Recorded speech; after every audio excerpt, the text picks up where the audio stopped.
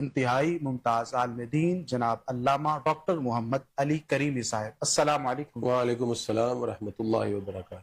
بسم اللہ الرحمن الرحیم۔ وَلِلَّهِ عَلَى النَّاسِ حِجُّ الْبَيْتِ مَنِ اسْتَطَاعَ إِلَيْهِ سَبِيلًا، صدق اللہ العظیم۔ اللہ تعالیٰ نے جو حج کی فرضیت لازم قرار دی وہ ان لوگوں کے لیے ہے جو صاحب استطاعت ہے۔ ہر وہ شخص جو مسلمان ہے، عاقل ہے، بالغ ہے اور اتنی رقم رکھتا ہے کہ سفر حج سے جب تک واپس آئے اس کے اہل خانہ زندگی کی بنیادی ضروریات کو سامنے رکھتے ہوئے اپنے گھر کے معاملات کو چلا سکے، تو ایسا شخص جس کے پاس اتنی رقم موجود ہے اس پر حج فرض ہو جاتا ہے۔ اب اس کو چاہیے کہ وہ حج کے لیے اپنی درخواست جمع کروائے۔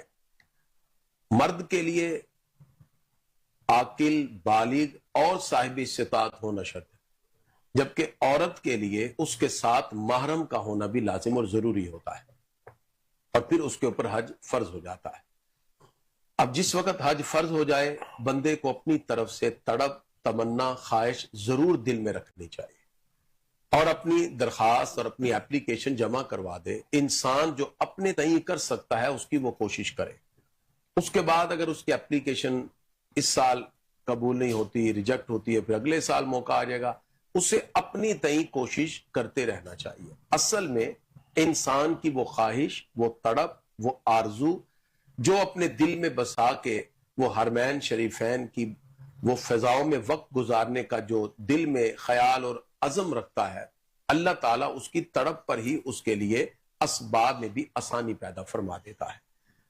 پھر اس کے بعد حدیث مبارک میں ان لوگوں کے لیے وعید بھی آئی کہ جو طاقت بھی رکھتے ہیں باوجود اگر وہ حج نہ کریں، اللہ تو حضور صلی اللہ علیہ وسلم فرماتے ہیں جو وسعت رکھتے ہوئے حج نہ کرے وہ یہودی مرے یا نصرانی۔ یعنی اس کے لیے یہ وعید اس لیے ہے کہ ایک شخص جب استطاعت رکھتا ہے تو اس کو کوشش کرنی چاہیے۔ باقی اجتہام، دنیاوی معاملات، مسائل، یہ تو ایک الگ جو ہے وہ ٹاپک ہے۔ انسان کو اپنے تئیں کوشش کرنی چاہیے، باقی یہ معاملات وغیرہ جو ہے یہ تو ظاہری بات ہے انسان کے بس میں نہیں ہے۔ انسان کے پاس جب پیسہ ہو، استطاعت والا ہو، تو اسے حج کے لیے کاوش اور کوشش کرنی چاہیے۔ لہذا جو بندہ صاحب استطاعت ہے وہ سفر حج کا خرچہ بھی اٹھا سکتا ہے اور واپسی تک اس کے اہل خانہ ایک مناسب زندگی کے معاملات کے ساتھ زندگی گزار سکتے ہیں، تو اس پہ حج کرنا لازم ہو جاتا ہے۔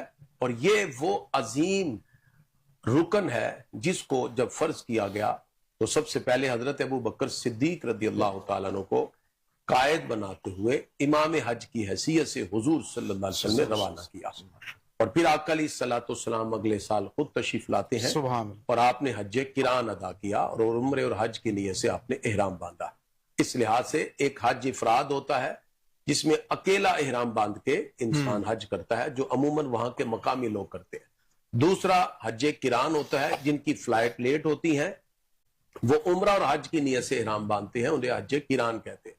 اور تیسرا حج تمتع ہے جو اکثر ہم پاکستانی کرتے ہیں چونکہ ہماری فلائٹس پہلے ہوتی ہیں، جس میں بندہ پہلے عمرے کی نیت سے احرام باندھتا ہے اور اس کے بعد پھر وہ 7 یا 8 ذی الحج کو احرام اپنے ہوٹل سے ہی باندھ کے پھر وہ مینا کی طرف جاتا ہے، اور پھر وہ 8 ذی الحج کو مینا میں 4 نمازیں 8 ذی الحج کی اور 9 کی فجر 5 نمازیں پوری کر کے پھر 9 کو عرفات میں جاتا ہے، اور پھر آگے 10 کو پھر مینا میں آ کے شیطان کو کنکریاں مارنے کے بعد پھر قربانی کرنے کے بعد پھر وہ احرام اتارتا ہے، حلق کروا لیتا ہے، اور اس کے بعد پھر طواف زیارت ہے، اور 12 تک وہاں رکنا ضروری ہے اور 13واں دن آپشنل ہوتا ہے۔ اس طرح یہ 5 دن 8، 9، 10، 11، 12 اس کے اندر حج کا فریضہ ادا کیا جاتا ہے۔ ماشاء اللہ۔